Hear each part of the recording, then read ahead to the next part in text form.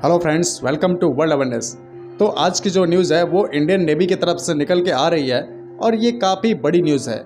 इसमें French media के द्वारा ये क्लेम किया गया है कि इंडियन गवर्नमेंट इंडियन नेवी के लिए रफाल एम को ही विनर बताने वाली है, यानी कि इंडियन गवर्नमेंट के द्वारा रफाल एम को ही परचेस किया जाएगा इंडियन नेवी के एयरक्राफ्ट कैरियर पे ऑपरेट करने के लिए।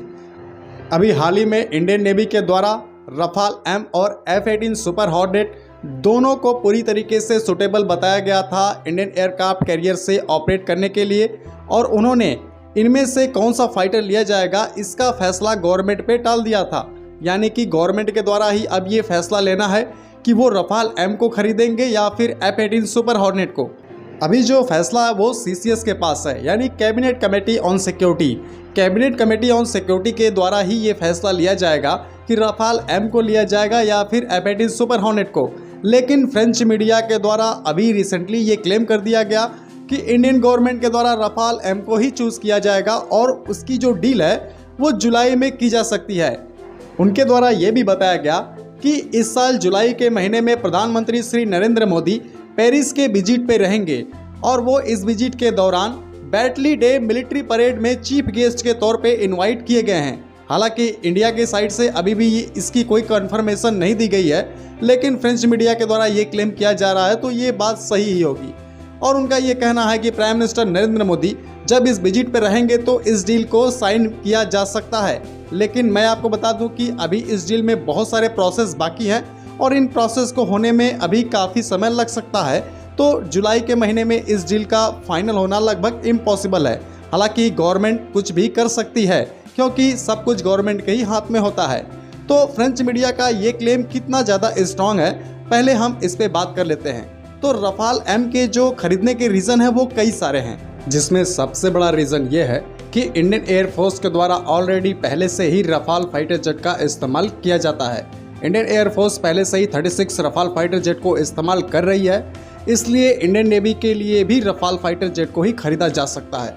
और दूसरा सबसे बड़ा कारण ये है कि इंडियन एयरफोर्स या फिर इंडियन नेवी किसी ने भी पहले से कोई भी अमेरिकन फाइटर जेट को इस्तेमाल नहीं किया है, इसलिए जो इनका एक्सपीरियंस है वो अमेरिकन फाइटर जेट के साथ बिल्कुल भी नहीं है।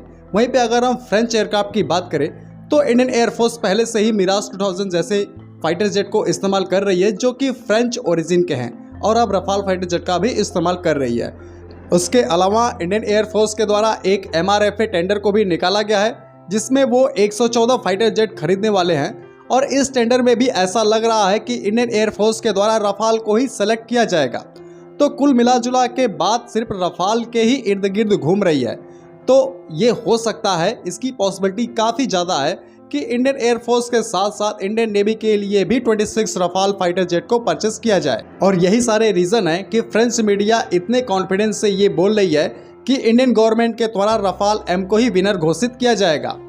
अब हम बात करें कि ये 26 नंबर में ही इंडियन नेवी के द्वारा इस फाइटर को क्यों लिया जा रहा है, तो मैं आपको बता दूं कि ये जो पहले नंबर थी वो थी 57, यानी इंडियन नेवी ऐसे 57 फाइटर जेट को परचेस करना चाहती थी। लेकिन हिंदुस्तान एरोनॉटिकल लिमिटेड के द्वारा एक TED-BF यानी twin engine deck based fighter जिसे बनाना शुरू कर दिया गया है। ये एक 5th जनरेशन का कैरियर बेस्ड फाइटर होने वाला है जिसकी फर्स्ट फ्लाइट 2026 तक हो सकती है, और इसकी जो प्रोडक्शन है वो 2031 तक स्टार्ट की जा सकती है। तो इसे 2032 तक इंडियन नेवी में शामिल किया जा सकता है। इसलिए इंडियन नेवी को अभी सिर्फ 26 रफाल एम या फिर F-18 सुपर हॉर्नेट की ज़रूरत है। अब मैं आपको बता दूं कि इंडियन नेवी के पास अभी मौजूदा समय में 2 एयरक्राफ्ट कैरियर अवेलेबल है, जिसमें पहला है INS विक्रमादित्य, जिसमें से रशियन MiG-29K को ऑपरेट किया जाता है। वहीं पे INS विक्रांत जो कि हमारा दूसरा एयरक्राफ्ट कैरियर है जो अभी अपने सी ट्रायल पे है, तो उस पे से ही ऑपरेट करने के लिए इंडियन नेवी इन फाइटर्स को लेना चाहती है।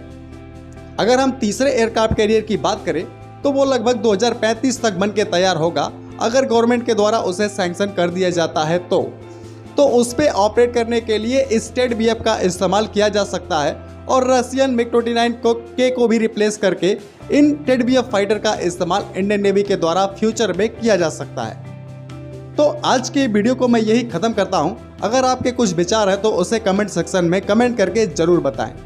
जय हिंद।